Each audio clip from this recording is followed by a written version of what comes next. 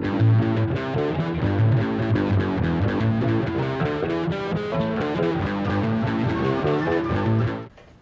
and welcome once again to the Dwarven Tavern. I am your host Lyric, and with me today is my co-host Josh. Thank you. And we are going to be talking about solo campaigns, and mostly going off of the experience of our solo campaign that we do together. And that is that I am the DM, and I will be talking about how to be a solo campaigner from the DM's perspective, while you'll be tackling... the player character. Yes, so he will be tackling the solo character. And since there's a lot more to cover for the DM, I will go ahead and go first. So, when you are a DM for a solo campaign, you have to take into consideration the player of your game. Like, there's not a lot of things to go off of when it comes to the gamers. That being said, you have different things to cover. You have more background for that singular character, more interactions for that singular character that would otherwise be interacted amongst gamers themselves. Like, you have a lot more interaction with your player when it's a solo campaign. I mean, you'd think that would be obvious, but a lot of people don't think about that. So while there is a lot less you have to think about with a solo campaign, there's a lot more you have to think about with a solo campaign in different areas. Like, for example, when it comes to the character's background and the character's history, which you as the player kind of have to create that on your own. Yeah, well, in regards to our campaign, I ended up writing a, I think maybe like 2-page backstory for my character. And that was, creating his story and also adding a little bit more to the world as it is. Right. You know, I wasn't just writing about his character. I was writing also about interactions he had growing up, interactions that other characters. Right, like the other characters people, that I could take over, and that, like, your childhood friend came back and said howdy, and stuff like that. Like the cities that he named, I went ahead and I took them and I put them in context in the game, and eventually I drew a map that had these specific cities on them. So it's kind of unlike with a campaign with multiple people. A solo campaign, the DM and the player could actually work hand in hand when it came to creating their world. Now, when it comes to NPCs, as previously mentioned, there's a lot of NPC action that you have to do, because interactions that the character normally has is mostly confined within the DM. The world around the character is characters that other players would have, but all those players, now non-existent, is up to the DM to create. And that's a lot of work for a DM to do, too. Yeah. It's a lot of work. It's a lot of, extra characters you have to write out so that you know who they are and, how they work. Right. Like his childhood friend is actually an NPC that I created called Kellery. And he goes along with Niven, and Niven is his solo character, and they go along and they have adventures together. Even though it's a solo campaign, his solo character is not solo. Haha. So it's kind of just like the DM is playing a character. The DM is playing a character themselves. Right. Like the NPC that I am playing in that game, I actually rolled him up because I wanted to make sure that his fighting style and his techniques and everything, and his AC and hit points, they all stayed in balance with the rest of the game. Now, that being said, there is a lot of talking to yourself when it comes to NPCs as the DM, because the interactions, again, that would be amongst other players, you have to take onto yourself. So, characters that are in front of the solo character bickering, it's you bickering with yourself, and the character has to listen. The player has to do his part in role-playing, which you wanted to cover that topic. So, as a character, role-playing, how important is it? Well, it's always important, right, no matter what game it is. But I think it's easier in the fact that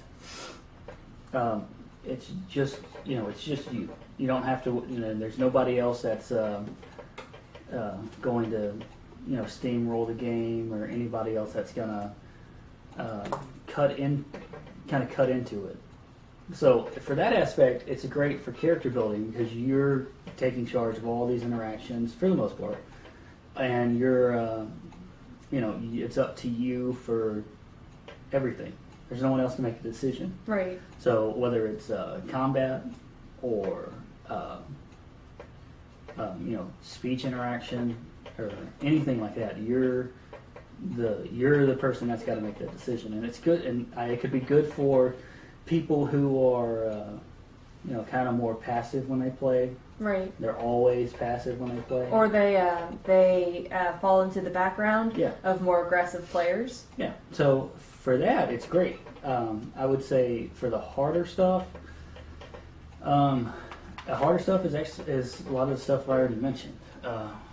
It's easy. It's harder because you have to make all the decisions, and if you mess up, then it's only you to blame. Right. It's on you.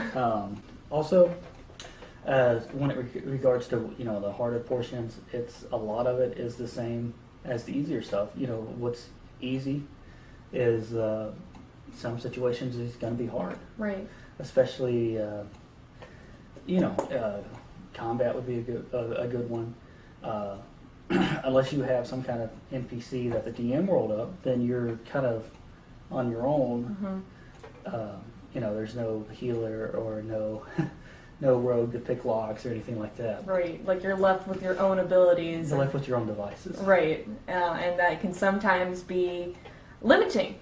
And for the DM, going off of that, you have to be careful that you're not going to pamper your player. And by pampering, I mean like giving them what they're asking for politely. You won't give them to them if they're being rude. But like if your player's like, can I roll to see if I have psionics again? I mean, I guess. Well, like you have to be careful for that because that's exactly what I did. And now his character has psionics. So, but like, I'm not just talking about pampering the player if you're dating them, but I'm also talking about if you're pampering the player who's just a friend or maybe a sibling. You have to make sure that you're not being too nice because there is such a thing. You just give them whatever the character asks for because they are left with their own devices and they are left with their own abilities, and sometimes those abilities can be lacking, and you as a DM wanting to further the story might try to fill the gap. And you got to be careful that that gap is in a reasonable space, in a reasonable sense of realism in that character. So, but the reason that his character has psionics, in my own defense, is that his father was a Lachey, and he had psionics also, and it was a genetic thing.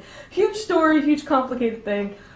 Back to the point. Don't pamper your characters if they don't deserve to be pampered. Mm-hmm. That being said, don't be overly mean because they're the solo character.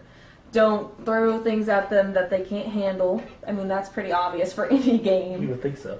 And don't be cruel to them because not only will that hurt your game, but that'll hurt your friendship too. So you got to make sure that you're creating realistic environments for that character, just as you would for a bigger campaign. Mm-hmm. So in the world that you have created, you have to make certain choices in certain aspects. However, you are also the DM, so you have to lay out a storyline that the character would be most comfortable in. I don't know why I had that accent. You have to lay out a thing that your character will be most comfortable in. So, when it comes to your character and making decisions, they have to be able to take over. Yes, and that is... It's good and bad for roleplay. It's good for the fact that you're the only one there. You're going to learn your character, or you should be able to learn your character better. Now, that being said, that character is only being developed with NPCs and the DM. Now, when you add, say you add other people to the campaign, and then it's no longer a solo campaign, Right. then it's easy to it's easy to interact with the NPCs that you're familiar with, and then when you bring in new PCs, then your character has to, how do your character adapt to, a different play style or Right. a different, just how somebody else can play, and that can throw you for a loop, and it has me. And that's no fault of my own, the player. Right. At the end of the day, you're always limited by who you are as a person. So it doesn't matter if my character has a master's, doctorate, PhD in astrophysics. Right. If I'm just some guy, the guy playing him doesn't. Right. So that can also go back and forth too. Like your character may not know about some theology, mm-hmm. but you yourself are a theology major. So like your character is like, I have no idea what a god is, and you yourself know that there is a hell of a ton of gods. Irony in that statement. Yeah, and it also works as, if your character is a more savvy or sarcastic but smart character, and you just you can't play that because that's just not the kind of person that you are. Right. Then and then that's not the character's fault. Right. But that's how everybody will see it. Right. And that somebody's just playing the same character, even though that they would always play, even though what people don't seem to understand, or the people that we've played with don't seem to understand, is that you're limited by who you are as a person, and that should not interfere with who the character is and what his personality is and all that good stuff. Well, that sounds mostly like a role-playing problem, and that can just be taken care of with more gaming. And that's the solution that I always like to throw out there. If you're having a problem in game, what do you do to solve it? You just play more, and eventually it'll smooth itself out. But I do agree with you that sometimes you have to take into consideration that the character that you've developed might be out of reach for you yourself as a person. And the only way that I can say get over that is to do more research into what you're talking about, to do more like field work if you can about that particular field. Like if you are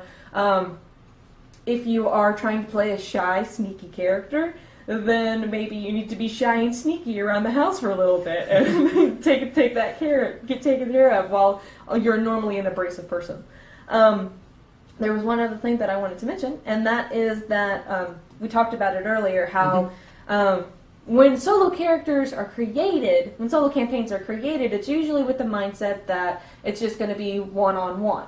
That being said, sometimes you can take a character whom you feel is left out in game and put them into a solo campaign, which is this is actually what we did for a previous different campaign. I actually had a character whose name was Lobo, and he was a hobbit, and he was soft-spoken, always in the background, and he never had any serious character development. And then he and his twin, which is kind of a solo campaign, they went on a solo campaign, did their own thing, and he kind of got a little more development.